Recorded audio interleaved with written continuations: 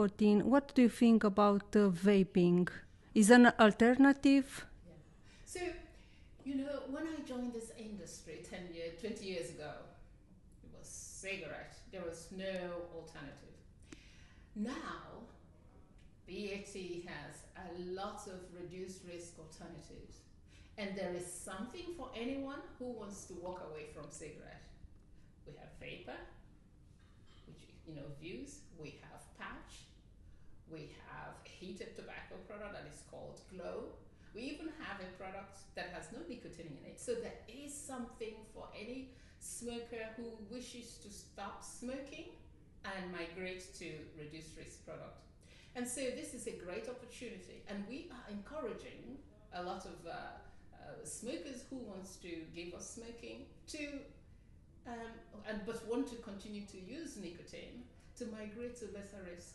In fact, in our transformation that we are doing already, there is over 24 million people that BAT have actively moved over, and we are looking in another 10 years or 15 to convert 50 million smokers who wants to continue to use nicotine, but to use it in a channel that is of reduced risk for them. So this is a big transition for us.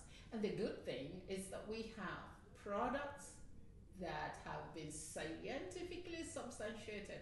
This is not the same kind of product that is coming from all parts of God knows where, that you cannot support or you cannot justify what is inside them. BAT products have gone through a very rigorous and robust scientific processes.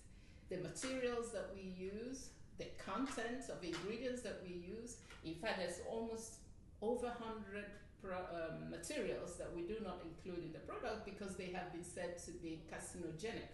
So there is a very robust governance. We know what is in our product, and when we say it is safer, it's because we know that science, we have the science to say, but you can't say the same thing with some of the products that are in the market. And this is why it is so important that the market is properly policed. It is so important that the regulators look at these things. I know it is time consuming and costly to put sanctions to enforce compliance in the market, but that's the only sustainable way to make sure that safe products are in the market. Otherwise, it's free for all. You can see there are some products, vapor products that are coming, they are designed to look like toys. They are named to sound like children's stuff. Why should those things be in the market? It destroys the whole idea of providing safer products for smokers to migrate in. So this is why I think we are doing the right thing.